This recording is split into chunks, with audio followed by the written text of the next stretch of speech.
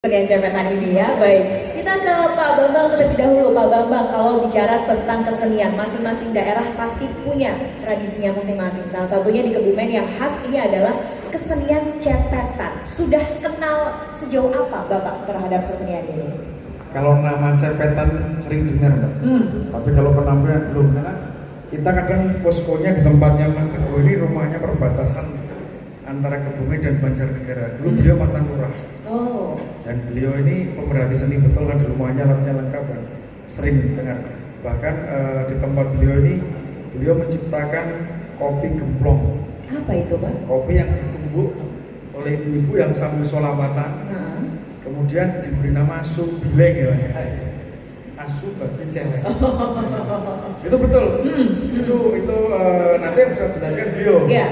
Jadi tempat berkumpulnya tua muda untuk menikmati kopi yang asli dari alam tanpa campuran. Kemudian di situ disuguhi kesenian musik-musik yang katanya ada hubungannya dengan cepetan ya. Karena cerita cepetan sendiri ini dari zaman Belanda, Mbak.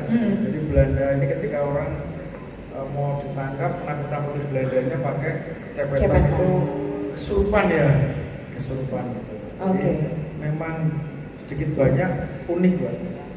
Kalau mungkin tari dan sebagainya sering ya kita lihat, kita dapatkan di mana-mana, tapi yang mempunyai suatu ciri khas tersendiri dan hanya ditemukan di satu daerah itu yang susah dicari. Kalau saya lihat tempat lain biasanya tarinya mungkin tari ini, tari itu, tapi kita ngambil pelosok, yang benar-benar pelosok. Tim media kemarin ke sana saja luar biasa, dari Kebumen 1,5 jam ya.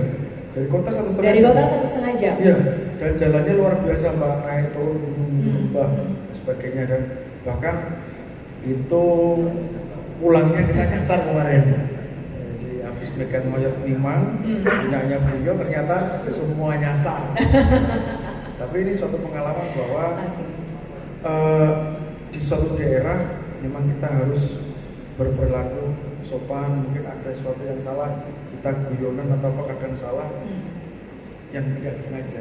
Dengan bulan satu kita merenung bahwa alam ini sebenarnya punya hati. Alam ini bisa mendengarkan apa keluhan kita, apa yang kita batin dan sebagainya.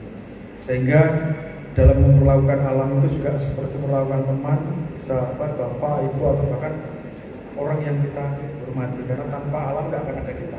Betul. Karena Tuhan menciptakan pertama kan alam dulu, Mbak. Iya.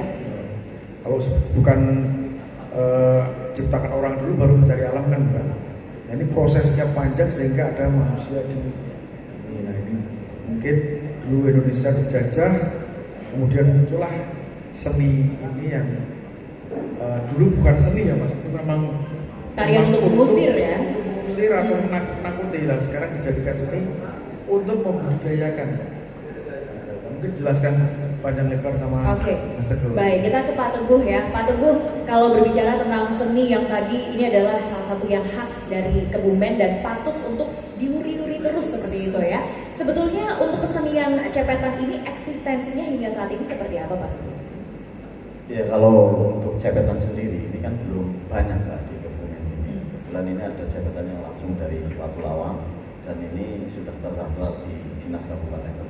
Aslinya dari Watu Lawang ini? Asli. Terus ada juga di Kecamatan Karanggayam, ada di Desa Tansoran itu juga ada. Nah, cepetan itu sendiri tadi yang disampaikan oleh Pak Bambang itu memang berawal dari sebuah sejarah zaman dahulu yang sampai sekarang kita ulik. Untuk apa? Agar para penerus generasi muda itu paham bahwa dulu telah terjadi hal-hal yang seperti itu. Nah, sehingga kalau dia menonton pasti kan akan tahu. Sehingga di situ dalam proses nguri-uri budaya itu. Baiklah. Jadi sebetulnya dari dulu dan ini adalah kesenian yang awalnya nggak sengaja diciptakan, sampai sekarang ada seperti itu ya. Nah, ada ini nggak kendala-kendala yang mungkin dirasakan oleh pelaku-pelaku seni dari kesenian cepetan sendiri? Kalau Bapak melihatnya seperti apa? Ya banyak sekali, Mbak, karena yang namanya cepetan di daerah-daerah pelosok itu lebih cenderung kan kebersamaan, gotong royong, sehingga kadang hal-hal yang sifatnya gotong royong itu kan tidak sama, sehingga memang sangat penting dapat uluran tangan dari beberapa stakeholder ya, dari baik dari lain. Ya, seperti Pak Bambang Eko ini masuk ke pelosok Oke. luar biasa Mbak. Karena tadi dia memberi bantuan-bantuan kepada kesenian baik di UMKM dan lain sebagainya. Ini sudah cukup lumayan bagus. Nah, sehingga nanti dengan adanya budaya ini terus berkembang, saya yakin jati diri bangsa kita juga akan semakin menguat. Oke, semakin kuat lagi, itu yang terpenting sebetulnya Betul. ya. Baik, kita ngobrol juga sama pelaku seninya langsung ya, pelaku seni dari seni cepetan ini, Pak Sukijan. Pak Sukijan, ini sudah berapa lama bergelut dengan kesenian cepetan ini, Pak Sukijan? Ya, kalau saya sendiri sih ya sebenarnya sejak umur sekitar 15-an tahun lah. Wow, 15 tahun. Sekarang 20 tahun. Ya, 20 tahun lebih. Sudah 30 tahun lebih, berarti hampir setengah dari umur Bapak ini kenal dengan kesenian ini ya, kesenian tradisional cepetan ini. Oke, kenapa sih Pak awalnya tertarik sampai sekarang jadi ketua paguyuban seni cepetan juga? Ya, yang jelas itu kan banyak kesenian asli dari Watu Lawang sendiri. Kalau nggak ada yang meneliti itu siapa lagi? Oke, apa yang menarik dari kesenian cepetan Watu Lawang ini, Pak Yang Sukijo? menarik ya terutama apa ya? Ciri khasnya itu unik, terus ya bisa buat hiburan juga. Oke, tapi kabarnya kesenian ini ada mistis-mistisnya juga, betul seperti itu Pak Sukijo? Itulah. Orang terhibur atau justru takut nanti Pak? Ya terhibur juga, takut juga. Justru ketakutannya itu adalah salah satu nilai jual ya yang bisa disuguhkan ya. Buat menarik juga itu. Oh oke, tapi masih banyak yang nonton walaupun takut-takut gitu Pak Sukijo? Alhamdulillah masih banyak. Film horor aja takut banyak yang nonton. Oh iya. Itu yang justru dicari. Oke, kita ke Pak Bambang. Pak Bambang, ini adalah salah satu kesenian yang ada mistis-mistisnya tapi masih dicari sama masyarakat. Ini bisa jadi satu nilai plus sebetulnya ya Bapak ya dari kesenian. Ini bisa jadi bisnis loh, Hmm. bisikan manis. Jadi kenapa dikatakan bisnis? Ketika orang melakoni dunia seni atau menjalankan dunia seni, kadang orang berpikir seniman hidup dari mana? Iya.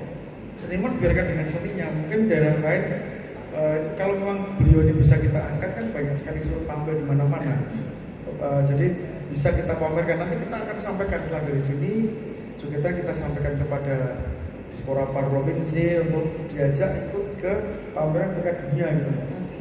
Jadi kita memang mengambil yang orang belum tahu.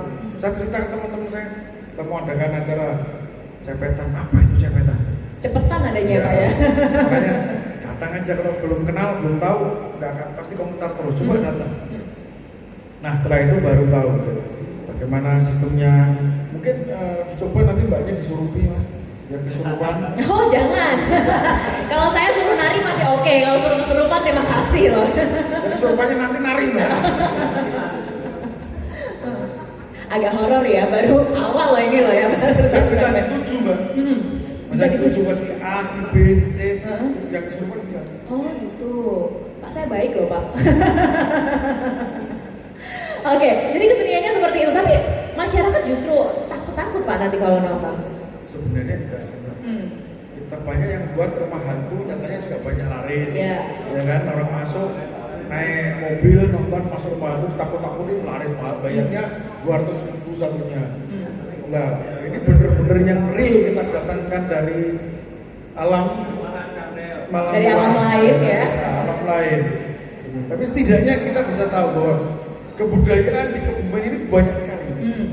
Ini masih satu tempat yang kita ambil, belum tempat-tempat yang lain. Iya.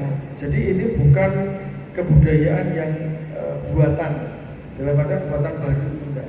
Tapi memang turun temurun dan ini dilestarikan, dibudidayakan, dikarenakan jangan sampai tradisi yang ada di desa ini hilang. Anak tinggal dengar cerita, sejarah saja, betul ya Pak ya?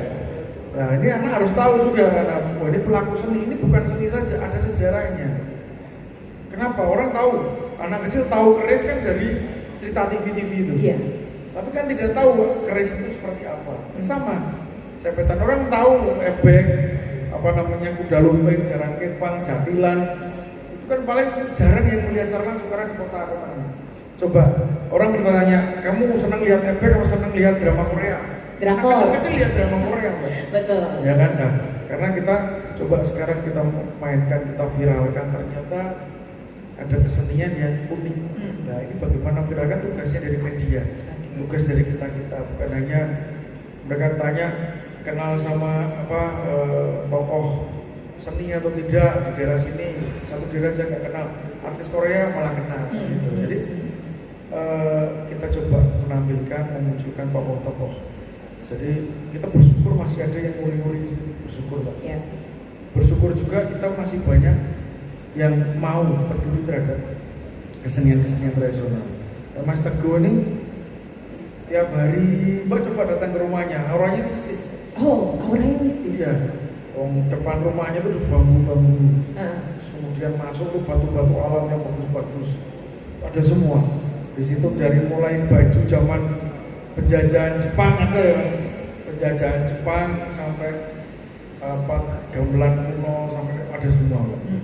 Jadi lengkap. Kalau mau bicara masalah seni, mungkin beliau paham banyak, cuman juga beliau mengaplikasikan yang kita diskusi masalah seni, karena kadang disambung dengan kopi. Kalau bicara seni ya, Mas. Seni jenengan kalau pertama kan mesti ngopi loh, Sambil ngopi ya. Ngopi itu apa, Mbak? Ngobrol perkara iman. Oke. Jadi kita Dalam berarti ya. Dalam. Jadi bukan hanya kopi itu, hanya kopi itu enggak, tapi kalau beliau ada. Setiap kata itu ada maknanya dan setiap makna itu ada katanya gitu. Jadi menjadikan suatu rasa yang dalam memiliki seni itu saya bangga. Coba ditanya ke beliau pelaku seni, anak pernah nggak disuruh tampil di tempatnya anak-anak SD, anak-anak SMA? Belum ya, Pak? Belum pernah tampil anak SD, anak ya. Coba dikenalkan, Pak. Mungkin kita mengetuk teman-teman dari daerah SMA, panggil kesenian, jangan panggil band-band saja. Nah gitu, ini ya, setelah ditayangkan semoga setelah ini banyak nih sekolah-sekolah yang memanggil para pelaku seni cepetan khususnya ya. Sesuatu itu kalau tidak dipaksa, nggak akan jadi kebiasaan. Betul. Kan sama seperti kita sholat ya, Mas. Kita dipaksa, akhirnya kita menjadi suatu kebiasaan, menjadi satu kebutuhan. Sama, kalau dipaksa tiap sekolahan, adakan cepetan dan sebagainya, orang jadi tahu apa sih penasaran, istimewanya apa sih kok sampai sekolahan semua